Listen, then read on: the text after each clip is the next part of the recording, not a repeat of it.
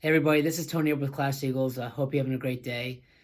This time of year, during the winter, most teams, especially if you're in the Midwest like us, are off, and kids are either taking some time off or they're playing other sports, or some kids are still staying active within soccer. All kids are different, and they all do things to what makes the most sense for them during the off season times.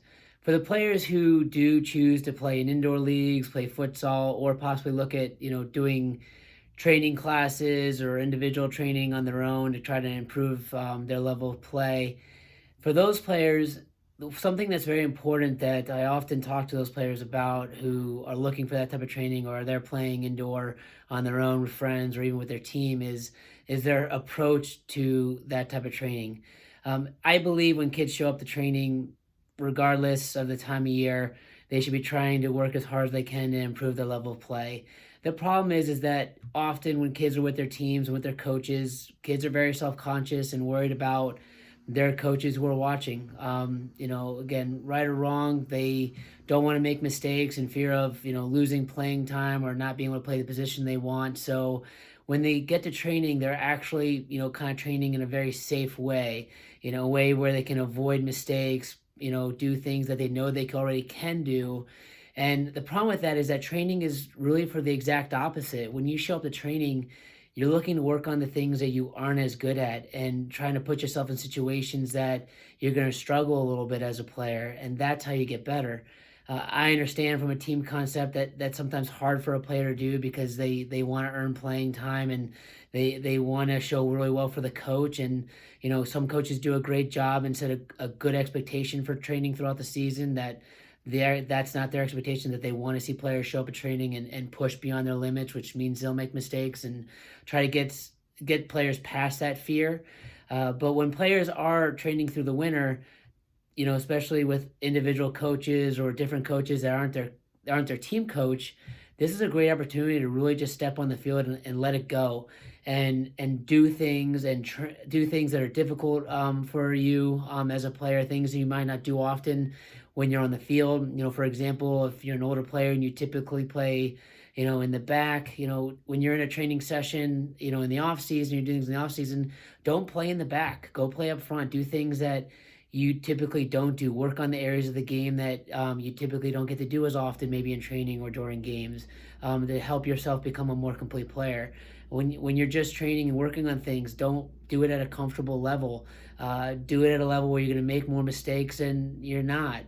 So that's something that I think is very important for players to really think about when they're approaching off-season training or they're playing on their own, is that they show up at these training sessions, and often they're training in a very safe way and trying to only do things or limit themselves to things that they already know how to do, and that's completely backwards in terms of what training is for.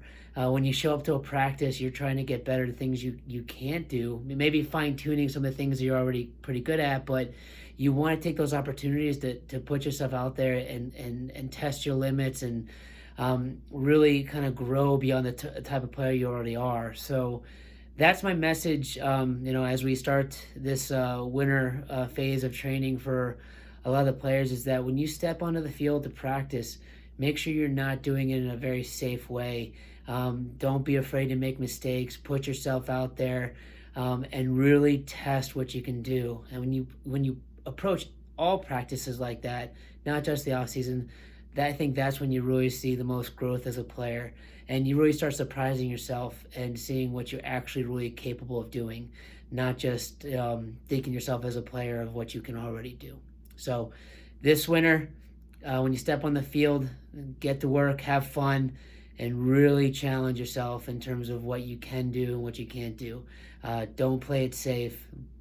If there's something that you're somewhat nervous or afraid of doing on the field, attack that every day.